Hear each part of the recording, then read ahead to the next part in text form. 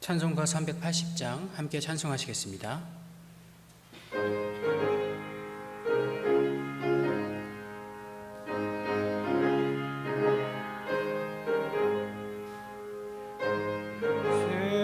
생명 되신 주 주님 앞에 나아갑니다. 주의 흘린 보혈로 정케하사 받아주소서. 날마다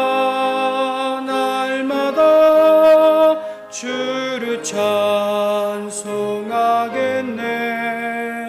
주의 사랑 줄로서 나를 굳게 잡아매소서. 괴로운 세상 지낼 때 나를 인도하여 주소서. 주를 믿고 나가면 나의 길을 잃지 않겠네. 날마다 주를 찬송하겠네. 주의 사랑 줄로서 나를 굳게 잡아매소서.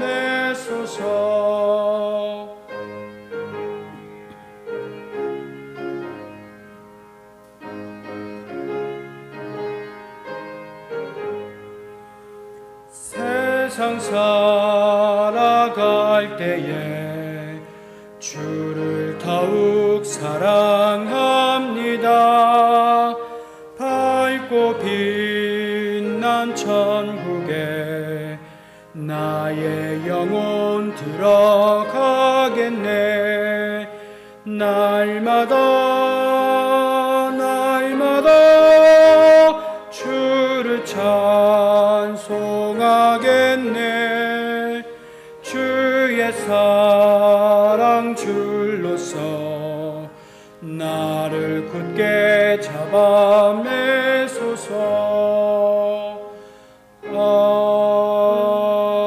아멘.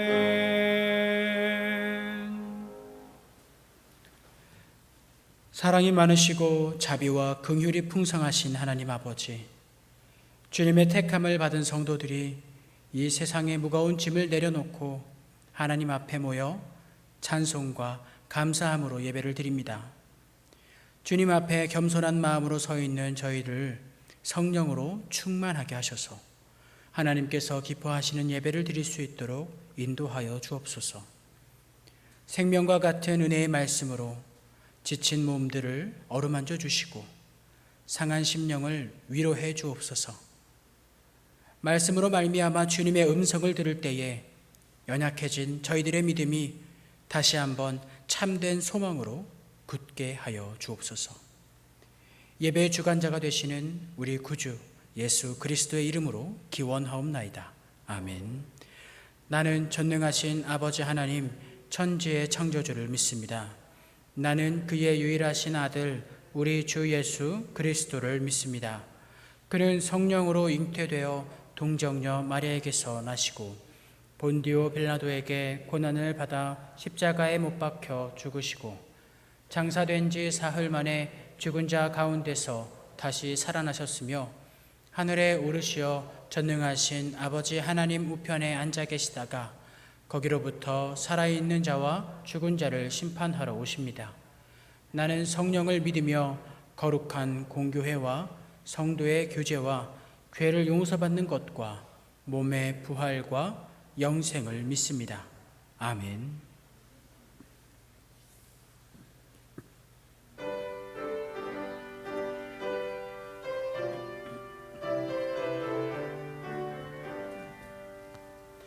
주 예수 넓은 품에 나 편히 안겨서 그 크신 사랑 안에 나 편히 쉬겠네. 영광의 들을 지나 저 푸른 바다 건너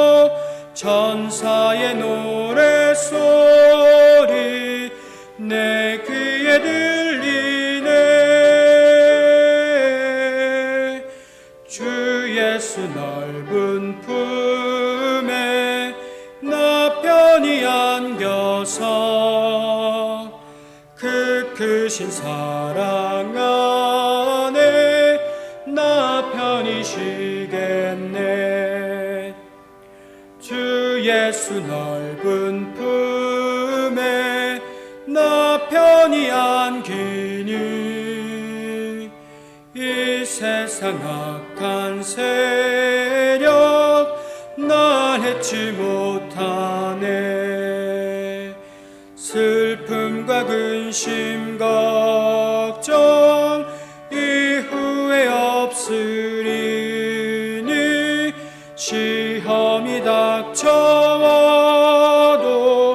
나 염려 없겠네. 주 예수 넓은 품에 나 편히 안겨서 그 크신 사랑 안에 나 편히 쉬겠네.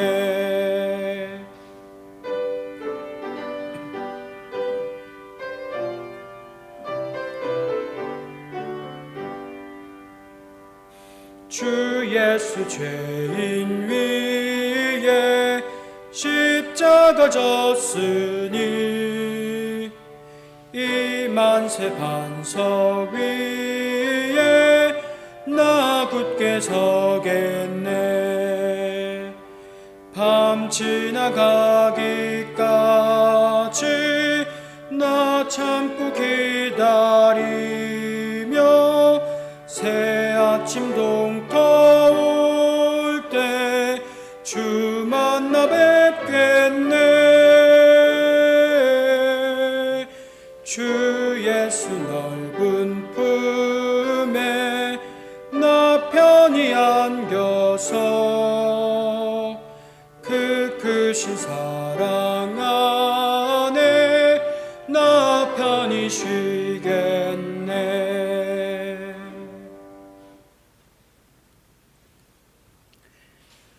참 생명의 하나님, 오늘도 주님 앞에 나와 예배하게 하심에 감사드립니다.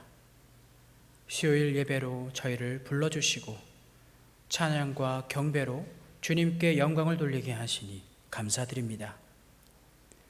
방황하는 저희들을 구원하여 주시고 또 자녀 삼아 주셔서 하나님을 아버지라 부르게 하심을 감사드립니다. 죽은 자를 살리시고 소망 없는 자들에게 소망을 주시는 위로의 하나님을 찬양합니다. 주님, 주님의 사랑으로 말미암아 우리는 구원받았음에도 하나님 앞에서 온전하지 못하고 신실하지 못했던 저희들의 지난 날들을 이 시간 고백하길 원합니다.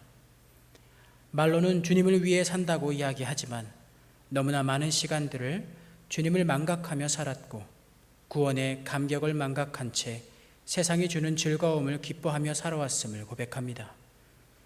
우리의 눈은 세상을 향한 갈망으로 흐려졌고 우리의 손은 헛된 것을 탐하려는 소유욕으로 상처나 있습니다. 우리의 이러한 연약함과 어리석음을 불쌍히 여겨주셔서 또 긍휼히 여겨주셔서 우리의 죄를 용서하여 주옵소서. 사랑의 주님, 이 시간 주님의 사랑을 기억하게 하시사 세상이 줄 수 없는 것을 우리에게 주시고 세상에 감당할 수 없는 사랑으로 우리와 동행하시는 주님을 깨닫게 하여 주옵소서. 그래서 저희들이 세상의 것들을 갈망하며 세상의 것으로 만족하고 안심하는 것이 아니라 예수님께서 우리의 구주 되신 것과 하나님의 선한 섭리와 성령님의 인도하심으로 말미암아 평안을 누리게 하여 주옵소서. 성도들의 삶을 주님께서 보살펴 주옵소서.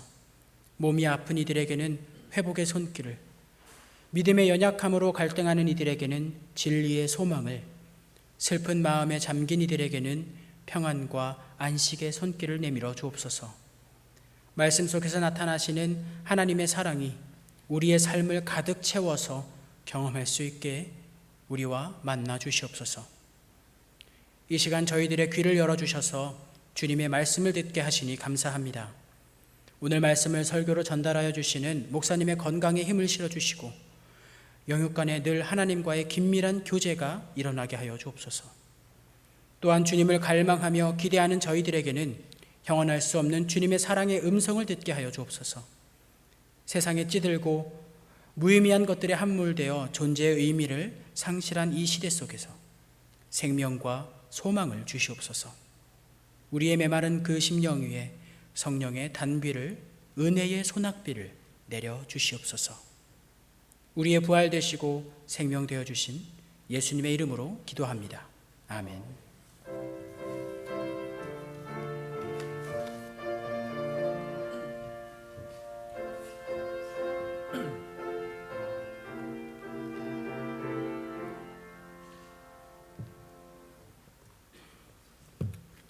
하나님의 말씀은 에베소서 4장 1절에서 6절입니다.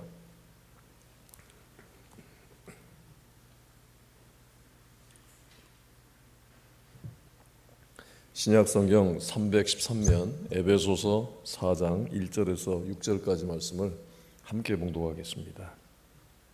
그러므로 주 안에서 갇힌 내가 너희를 권하노니 너희가 부르심을 받은 일에 합당하게 행하여 모든 겸손과 온유로 하고 오래 참음으로 사랑 가운데서 서로 용납하고 평안에 매는 줄로 성령이 하나 되게 하신 것을 힘써 지키라. 몸이 하나요 성령도 한 분이시니 이와 같이 너희가 부르심의 한 소망 안에서 부르심을 받았느니라. 주도 한 분이시요 믿음도 하나요 세례도 하나요 하나님도 한 분이시니 곧 만유의 아버지시라. 만유 위에 계시고 만유를 통일하시고 만유 가운데 계시도다. 아멘. 하나님께서 우리와 함께 하십니다. 오늘은 이제 에베소 4장을 들어가는데 그 3장의 말씀을 잠깐 요약하면 3장에는 그 바울이 받은 특별한 계시가 있습니다. 그리고 이제 성도들에 대한 격려와 또 기도, 찬양이 있습니다.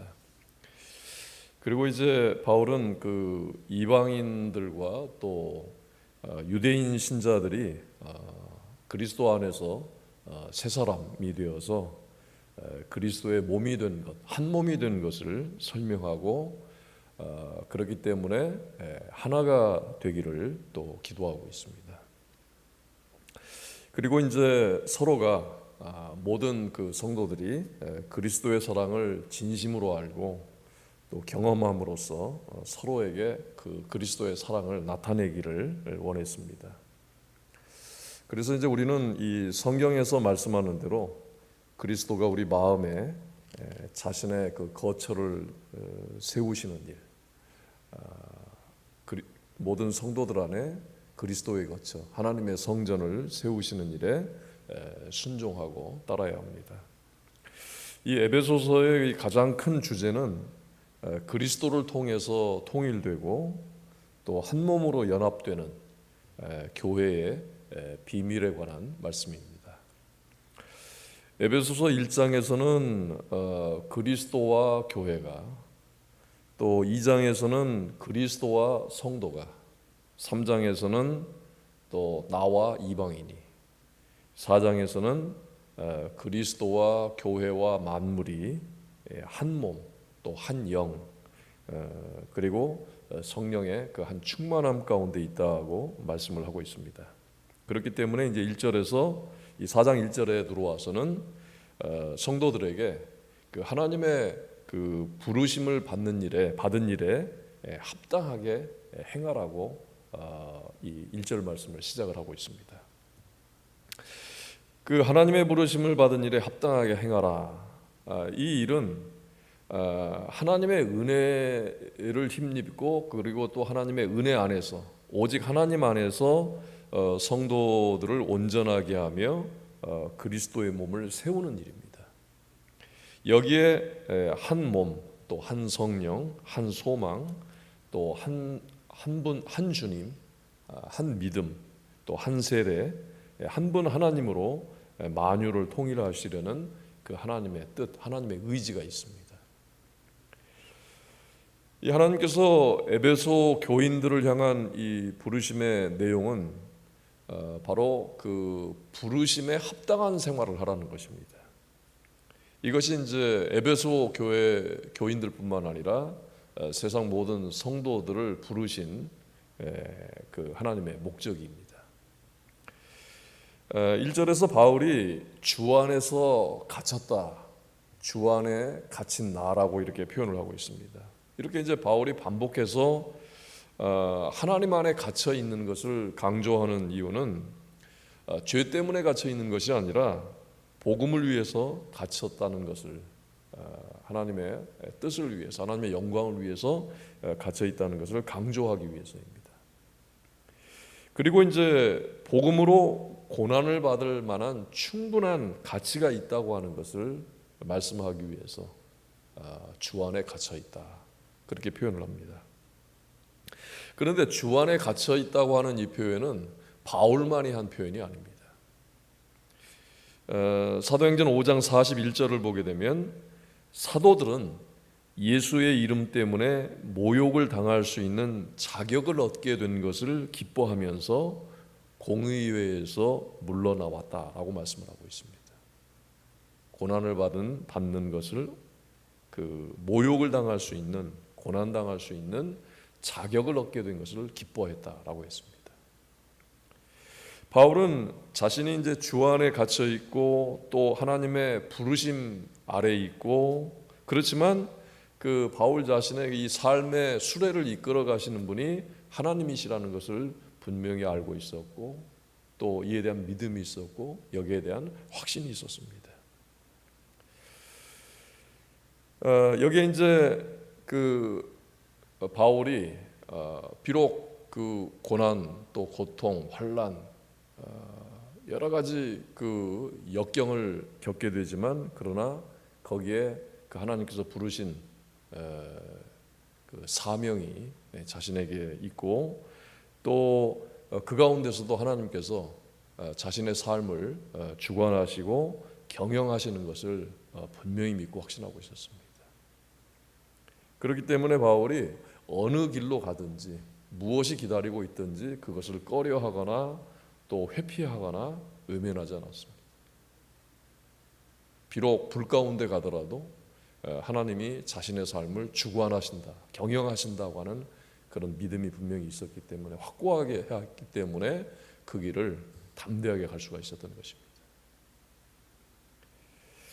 그래서 이제 바울은 1절에서 주 안에서 갇힌 내가 너희를 권한다, 이 말씀 속에는 자신이 주 안에 갇혀 있는데 그리스도 안에서 새롭게 된 피조물, 거듭난 사람들, 다시 말하면 하나님의 자녀들, 바울이 하나님의 자녀인 것처럼 우리도 하나님의 자녀가 되었는데 우리를 향해서 권한다. 무엇을 권하느냐?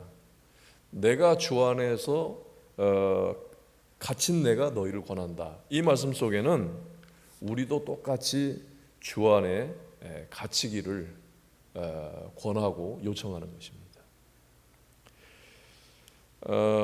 부르심에 합당하게 행하라 하는 이 말씀 속에 그 합당하게라는 말은 조화롭고 잘 어울리는 것을 말합니다. 그래서 부르심에 합당하게 행하라, 이 말씀은 하나님의 부르심에 잘 어울려야 된다는 것입니다. 합당해야 된다는 것은 그 하나님의 부르심에 조화를 이루어야 되고 그 뜻에 딱 맞게 어울려야 된다는 것입니다. 우리가 하나님을 부른 것이 아닙니다. 하나님이 우리를 부르셨기 때문에, 내가 예수 그리스도를 알기 전에 예수께서 이미 나를 아시고 나를 부르셨습니다. 그래서 우리의 부르심은 이 하나님의 부르심이기 때문에 우리의 삶이 하나님의 부르심으로부터 출발을 해야 하는 것입니다. 우리가 습관적으로 이렇게 하는 것이 좋습니다. 새벽에 깨어서 기도하시는 분, 아니면 어쨌든 아침에 눈을 뜨든 하루 일과를 시작할 때 가장 먼저 생각할 것이 내 삶을 하나님께서 주관하시고 인도하신다는 것입니다. 그러면서 하나님의 부르심에 근거를 두고 하나님의 부르심으로 인해서 내가 오늘 하루를 시작한다. 내가 이 하루의 출발을 하나님의 부르심 속에서 자녀된 부르심, 성도로서의 부르심, 교회로서의 부르심, 그 부르심 가운데서 출발을 하는 것입니다. 우리의 뜻을 위해서 내 어떤 욕구나 내 꿈을 위해서 우리가 하나님을 필요로 하는 것이 아닙니다. 세상에 그 종교들 있죠. 우상을 섬기는 종교들. 세상의 모든 종교는 다 우상을 섬기는 종교입니다. 이 우상을 섬기는 종교의 특징은 사람이 자기를 위해서 신을 필요로 하는 것입니다. 사람이 만든 신이기 때문에 그렇습니다. 거기에 뭐 아무리 엄격한 그 질서가 있고 뭐 법이 있고 세상 종교 속에 거기에 윤리가 분명하고 도덕이 분명하더라도 다 그건 사람이 만든 종교이기 때문에 자기 자신에게 필요해서 신을 만들어 놓은 것입니다. 그러나 하나님, 우리를 창조하신 하나님은 우리를 창조하실 때 하나님의 뜻을 두고 우리를 창조하신 것입니다. 그렇기 때문에 성도들은 하나님의 부르심에 합당한 그 하나님의 뜻에 딱 맞는 삶을 살아야 되는 것입니다. 첫 번째 창조는 아담을 통해서 이루어졌고 두 번째 창조는 죄에서 우리를 건져내서 새 생명을 주신 것입니다. 그래서 첫 번째 아담, 두 번째 아담을 예수 그리스도라고 말씀하는 이유가 거기에 있습니다. 아담은 우리를 죄 가운데로, 그래서 죄로 인해서 죽음 가운데 사망으로 우리를 이끌어갔지만 하나님의 아들이신 예수 그리스도께서 오셔서 두 번째 아담으로 오셔서 우리를 의와 생명으로, 우리를 죽음에서 부활로 이끌어 가셨는데 이것이 새로운 두 번째 창조입니다. 하나님은 우리를 이 죄악의 세상에서 나오도록 건져내셨습니다. 여기에 우리를 부르신, 우리를 구원하신 분명한 목적과 뜻이 있습니다. 하나님의 부르심은 우리로 하여금 죄 사함을 얻고 생명을 얻어서 변화가 되고 새롭게 되는 많은 과정을 거치면서 바로 에베소서에서 말씀하는 요지는요, 그리스도의 몸을 건축하기 위해서, 저와 여러분들을 하나님께서 자녀로 삼아주신 것은 그리스도의 몸, 다시 말하면 그리스도의 몸이 무엇입니까? 교회를 말합니다. 교회를 건축하기 위해서 부르신 것입니다. 그리스도인들은 세상에 속한 사람들이 아닙니다. 비록 이 땅에 살고 있지만 죄악과 사탄적인 것과 세상적인 것으로부터 구원을 받고 부르심을 받은 사람들입니다. 그리고 하나님의 목적을 이룰 거룩한 백성들로 삼아주신 것입니다. 여기서 가장 중요한 목적, 우리가 그리스도의 몸을 건축한다, 교회를 건축한다, 건물을 건축하는 것이 아니라 하나님이 거하시는 성전을 세워가는 것인데, 여기에 우리에게 주신 그 가장 중요한 목적이 우리가 그냥 옛 성품, 옛 습관, 우리 본성 가지고 하나님의 성전을 세울 수가 없습니다. 그래서 우리로 하여금 이렇게 말씀하시죠. 그리스도를 닮으라. 그리스도를 따르라. 나를 따르라. 그래서 가장 중요한 목적은 우리가 각자가 그리스도의 몸에 이르는 것입니다. 온전하고 순전함. 이것이 로마서에서도 계속 말씀하는 거룩함에 이르는 것, 성화되는 것을 말하는 것입니다. 성도는 거룩한 무리지요. 성도들의 모임이 거룩한 모임입니다. 성도들의 모임이 바로 교회입니다. 이 교회, 거룩한 무리, 거룩한 공동체는 그리스도를 닮은 사람들이 모이는 곳입니다. 그래서 이 에베소서에서 그리스도의 몸을 세우는데 우리에게 어떤 그 부르심에 합당한 생활을 하라 합당한 생활이 바로 그리스도를 닮아서 그리스도를 따름으로 인해서 온전함, 거룩함, 이 성화를 통해서 그리스도의 몸에 이르게 되는 것을 말씀하는 것입니다. 우리가 이 하나님의 부르심에 합당한 생활을 하기 위해서 지켜야 할 것들이 있는데, 이 4장에서 이 합당한 생활을 위해서 무엇이 필요하느냐, 2절에서 이렇게 말씀을 합니다.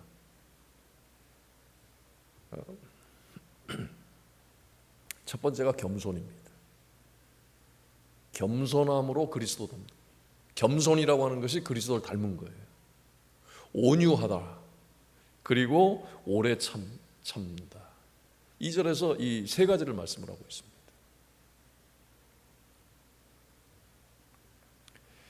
이 겸손과 온유와 오래 참음, 이 덕목들은 성도들이 이 어떤 관계, 우리가 물론 하나님 앞에 겸손해야지요.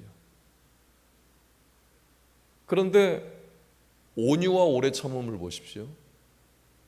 우리가 하나님 앞에서 온유하라는 말이 이게 잘 연결이 됩니까? 하나님 앞에서 오래 참는다.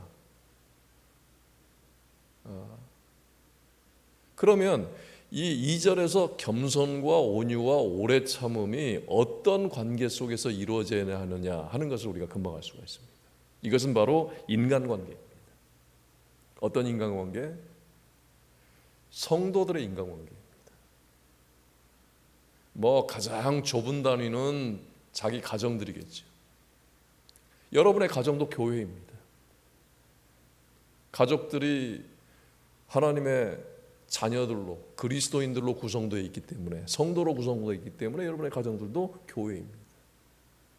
또 우리가 이렇게 함께 모이는 이 교회에서 인간관계가 4장 2절에서는 겸손, 온유, 오래 참음, 그리고 세상에 나가서도 그리스도인답게 사는 것이 무엇이냐, 2절에서는 겸손하라, 온유하라, 오래 참으라 하는 말씀을 하고 있습니다.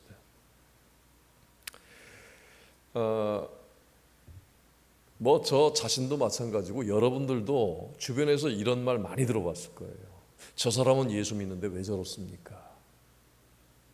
저 사람은 하나님을 믿는 믿음을 갖고 있는데 왜 그렇습니까? 저 사람이 갖고 있는 믿음이, 이제 그 괄호 속에 이런 의미가 들어있는 거죠. 저 믿음이 진짜입니까? 가짜입니까? 아니, 믿음이 있는데 어떻게 저렇게 말하고 저렇게 행동할 수가 있지? 여러분 주변에서도 혹시 그리스도인, 성도라고 하는데 그런 느낌이 들 때, 그런 판단이 들 때, 예수 믿는 사람이 왜 저럴까 할 때에 이 4장 2절에 있는 이 덕목들을 그 사람에게 살며시 한번 적용을 한번 해보십시오. 겸손한 사람인가? 온유한 사람인가? 오래 참는 사람인가? 저 사람이 예수 믿는 사람인데 왜 저럴까 할 때에 분명히 이 덕목에서 위배되는 것들이 있을 것입니다.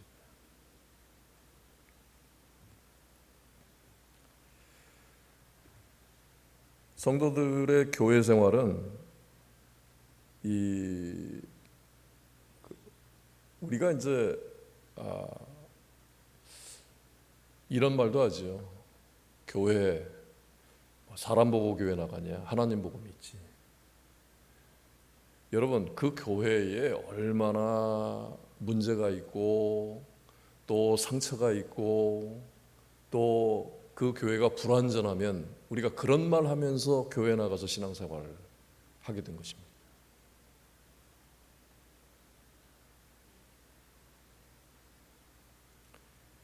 사람 보고 믿는 건 분명히 아니죠. 우리의 믿음의 대상은 하나님이십니다.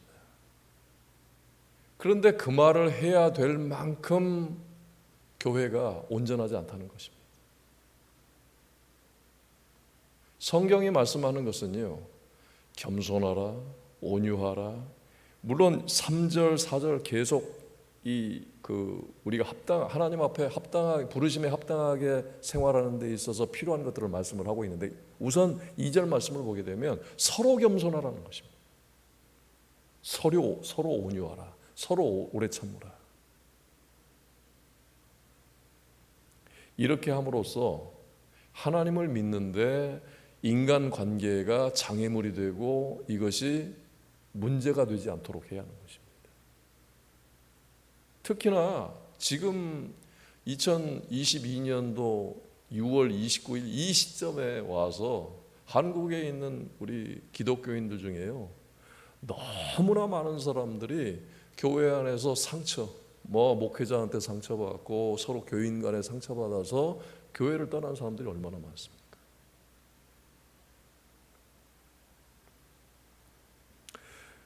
우리 성도들이 가장 말씀으로 돌아간다, 가장 첫 출발점으로 돌아가야 할 때 그 말씀 중에 한 구절이 바로 4장 2절입니다. 서로 겸손함으로 대하고 온유함으로 대하고 오래 참아야 된다는 것입니다. 성도 간의 인간관계에서 교회 생활이 시작이 되는 것입니다. 교회 안에서 인간관계가 좋지 못하면 그러면 서로가 신앙생활하기가 어려워요.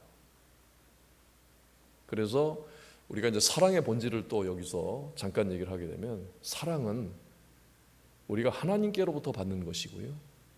그런데 하나님께서도 우리에게 받을 때에 목숨까지 내놓으시는 그런 희생을 통해서 그 사랑을 받는 것입니다. 기독교 사랑의 본질은 희생하는 것입니다. 내놓는 거예요. 그렇기 때문에 교회 안에서 성도들은 각자의 그 위치와 역할이 있는데, 이건 높낮이를 말하는 것이 아닙니다.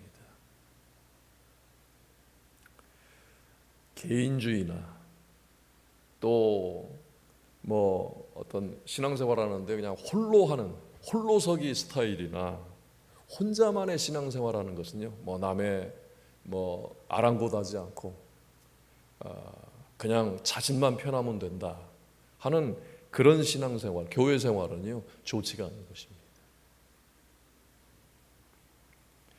겸손과 온유와 오래 참음은요, 여러분들이 잘 아시다시피 이것은 사랑의 속성입니다.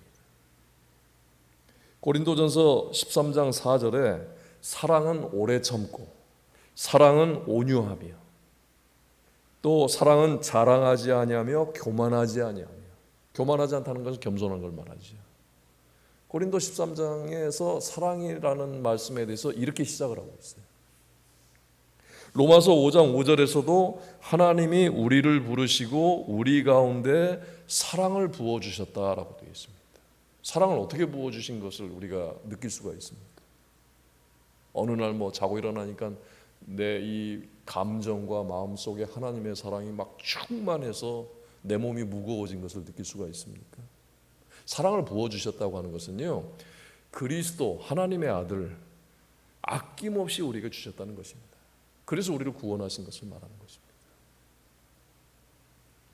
사랑을 우리에게 부어주신 이유는, 예수 그리스도를 아낌없이 우리에게 주신 이유는 우리를 통해서 하나님의 나라가 세워지고 우리의 섬김으로 연약한 자들이 그리스도 안에서 연합하고 남녀노소 강한 자나 약한 자나 부족한 자나 넘치는 자나 모두가 다 그리스도의 몸 안에서, 교회 안에서 연합해서 하나가 되게 해야 하는 것입니다.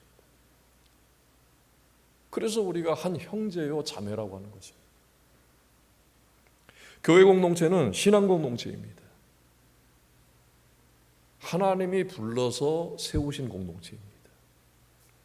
이 교회 공동체가 갖추어야 할 속성이 있습니다. 첫 번째가 지금 들으신 것처럼 겸손입니다. 모든 겸손. 성경에 모든 겸손이라고 되어 있어요. 모든 겸손은요, 각자가 모든 일에 있어서 겸손함으로 하라는 것입니다. 겸손함의 뿌리는 어디에 있느냐면, 나는 하나님의 피조물이다. 내가 하나님께로부터 구원받은 새로운 새롭게 거듭난 사람이다. 나는 하나님의 소유다. 나는 하나님의 종이요. 나는 영원토록 하나님께 속해 있다. 하나님의 것이다라고 하는 이 믿음과 자기 이 존재의 인정하는 데서 이 겸손함이 나오게 되는 것입니다. 겸손은 자신의 부족과 또 무가치함을 깨닫고 나보다 다른 사람을 더 낮게 여기는 그런 마음 자세입니다. 여러분, 이 성경이 쓰여질 당시, 바울 당시에는요, 뭐 예수님 당시에도 그렇고 초대교회 이 당시에는 겸손이라고 하는 것은요, 미덕이 아니었어요. 뭐 지금 세상에서는 기독교 세계뿐만 아니라 그 세상에서도 겸손함을 얼마나 훌륭한 덕으로 그렇게 여기고 있습니까? 그런데 이 당시에는요, 겸손이라고 하는 것은 어떻게 이해를 했냐면 비열한 마음이에요. 진리나 정의 앞에서 숙이는 것입니다. 타협하는 거예요. 외면하고 그걸 겸손이라고 생각을 했어요. 그리고 노예 상태. 노예 상태는 무엇입니까? 자기 주장을 할 수가 없어요. 옳은 것을 옳다고 하지 못하는 거예요. 그리고 뭔가 자기 의사 표시를 할 수 없는 상태. 그것을 당시에 겸손으로 생각을 했기 때문에 성경이 쓰여질 당시에 겸손은 미덕이 아니었습니다. 그런데 예수님께서 오실 때에 어떻게 오셨느냐? 빌립보서 2장 5절에서는 그리스도 예수의 마음이니 그는 근본 하나님의 본체시나 하나님과 동등됨을 취할 것으로 여기지 아니하시고 오히려 자기를 비워 종의 형체를 가지사. 종의 형체. 그 당시에 그렇게 멸시하고 또 비천한 그런 그 상징, 대표, 노예, 종의 형체를 가지시고 사람들과 같이 되셨다고 했습니다. 그러니까 마옥간으로 오신 거예요. 주님께서 완전한 겸손을 보여주셨기 때문에 겸손은 우리 기독교 신앙의 모든 덕목들 가운데 중요한 위치를 차지하고 있습니다. 자, 두 번째는 온유입니다. 온유도 앞에 모든 겸손 그리고 모든 온유입니다. 뒤에 오래 참음도요, 모든 오래 참음. 온유는 어떤 힘이 올바른 일을 위해서 사용되고 길들여졌을 때 온유해졌다고 말합니다. 원래는 막 야생적이고요. 그러니까 야생말을 끌어다가 진말로 이 온순하게 만드는 작업이 온유했었어요. 그리스도인들은 하나님께 복종함으로써 본래 하나님을 모르고 죄인이었었는데 악인이었었는데 하나님께 복종함으로써 온유함이라고 하는 그리스도인으로서의 이제 진짜 인격적인 자질을 갖게 되는 것입니다. 온유할 때 그리스도인으로서 그 합당한 그런 인격을 갖게 되기 시작을 하는 것입니다. 온유는 이해심 깊음 이런 뜻을 갖고 있고 또 정중함 이렇게 또 해석을 할 수가 있습니다. 온유도요, 그리스도께서 갖고 계신 성품이었습니다. 그리고 이 성령의 열매 중에 하나입니다. 이 온유는 두 가지 의미로 이제 그 사용을 했는데 첫 번째가 중용이에요. 중용이라고 하는 것은 어느 한편으로 치우치지 않는 것을 말합니다. 그리고 두 번째 의미는 야고보서에서 말씀하는 것처럼 자기 생각과 마음 그리고 본능적인 욕구를 스스로 자제하는 그런 덕성을 이 온유라고 설명을 하고 있습니다. 그래서 그리스도인들은 온유함으로써 이 신앙 공동체, 교회 안에서 자신의 생각과 마음을 자제하고 또 타인의 허물을 용납하고 이해하는 마음으로 나타내야 하는 것입니다. 민수기 12장 3절에는요, 모세는 땅 위에 사는 모든 사람 가운데 가장 겸손한 사람이라고 하나님께서 모세를 인정을 하셨습니다. 이제 교회 공동체가 갖춰야 할 세 번째 속성은 오래 참음인데, 모든 오래 참음입니다. 모든 일에 오래 참고. 그래서 이 오래 참음은 또 이 하나님께서 죄인들을 향한 그 하나님의 마음, 하나님께서 죄인들을 향해서 보여주시는 그 성품이 오래 참음입니다. 베드로전서 3장 20절에는 노아가 방주를 지을 동안에 하나님께서 오래 참고 기다리셨다고 했습니다. 하나님은 항상 죄인들을 향해서 오래 참으시는 분이십니다. 이 우리 인간관계 속에서 오래 참음은 이런 뜻입니다. 복수할 수 있는데, 보복할 수 있는데도 불구하고 결코 보복하지 않는 그런 그 마음, 그런 정신을 말하는 것입니다. 그러니까 오래 참음, 이 오래 참는다 했을 때 어떤 사람들은 이렇게 생각을 해요. 참는 데까지 참는다. 그런데 이 성경에서 오래 참음은요, 끝까지 참는 것을 말합니다. 예수님께서 십자가에서 죽으심, 그것이 바로 오래 참음의 또 이 모범 본이 되는 것입니다. 그래서 주님을 닮는다 할 때에 그리스도인들이 이 오래 참음, 끝까지 참고 견디는 것을 담는 것을 말합니다. 그래서 이 오래 참음이 우리 그 그리스도인들이 다른 사람들과의 관계에서 나타내야 할 이 성령의 열매가 되는 것입니다. 네 번째 속성은 이제 사랑 가운데서 용납하라는 것인데, 이것은 오래 참으라 하는 말씀의 실제적인 표현입니다. 오래 참는데 어떻게 오래 참느냐? 사랑으로 서로 용납하라는 것입니다. 그냥 참기만 하면은요, 이 가는 소리가 날 수도 있어요. 으드득하면서 오래 참는다. 사랑이 없이 오래 참으면요, 이 속에서 불이 날 수가 있습니다. 사랑이 없이 오래 참으면 밤에 잠을 못 잘 수 있어요. 소화가 안 될 수도 있고 병이 날 수가 있습니다. 오래 참는데 어떻게 참느냐? 사랑으로 서로 용납하라 하는 것입니다. 그래서 용납한다고 하는 것은 상대방을 강압적으로 자기에게 맞추려고 하는 그런 의도가 있으면 절대로 용납할 수가 없습니다. 그건 용납하는 게 아니라 굴복시키는 거예요, 강제로. 그래서 용납한다 하는 것은요, 다른 사람을 그 사람이 갖고 있는 그대로를 받아들이는 것입니다. 여러분, 우리 경험 속에서 상대방을 자꾸 내게 맞추려고 하면, 강압적으로 맞추려고 하면은요, 그게 잘 되지 않을 때, 부모가 자녀를 대할 때도 마찬가지입니다. 자녀를 부모에게 내게 맞추려고 할 때 변화가 없으면, 그러면 어떻게 됩니까? 속이 상하죠. 분이 납니다. 화가 나요. 그런데 그럴 때 이렇게 생각을 하십시오. 그대로 받아들이는 거예요. 하나님께서 그 사람을 그렇게 만드셨다면 내가 그 사람을 변화시켜야 할 의무가 없다는 것입니다. 하나님의 전능하신 능력, 크신 사랑, 은혜 가운데 맡기는 것입니다. 그리스도인들이 타인을 용서하고 용납할 수 있는 유일한 수단은 사랑입니다. 이 사랑 굉장히 어렵죠.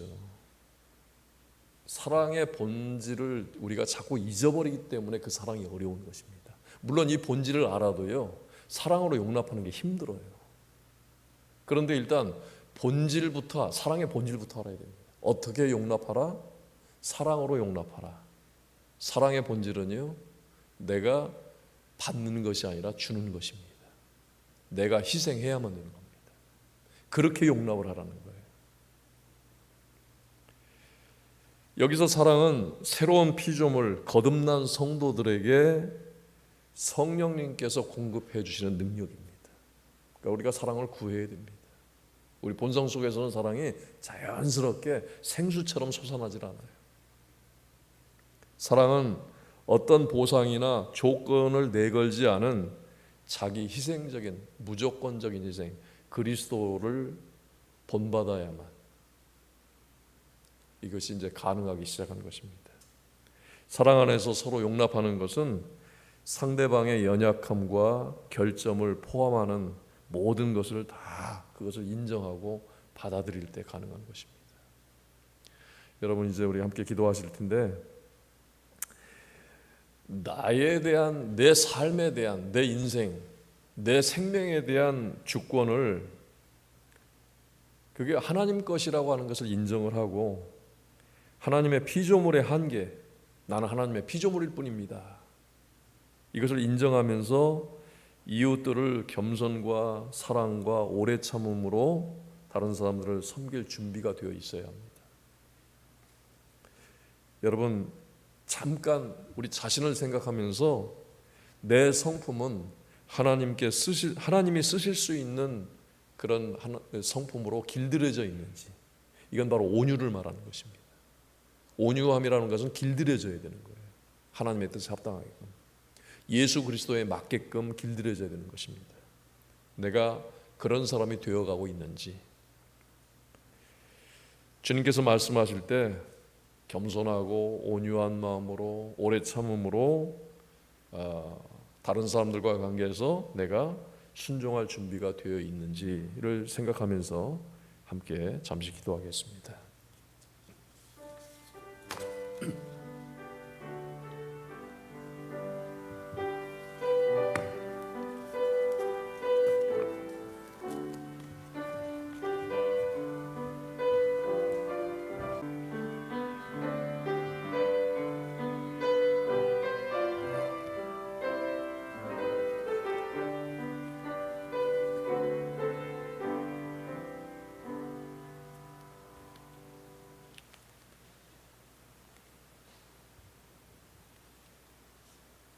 찬송가 299장입니다.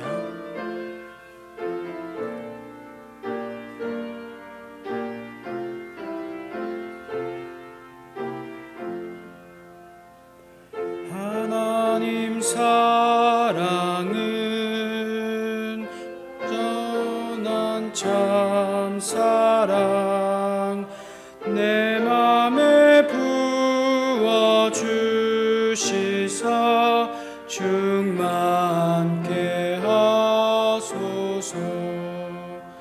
내 주님 참 사랑 햇빛과 같으니, 그 사랑 내게 비추사 뜨겁게 하소서.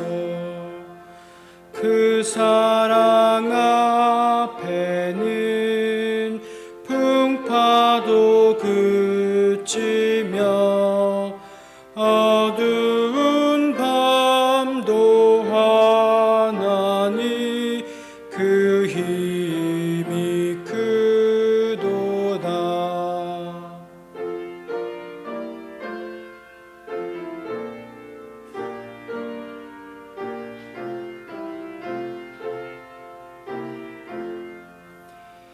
하나님 사랑은 온전한 참 사랑, 내 맘과 영에 채우사 새 힘을 주소서.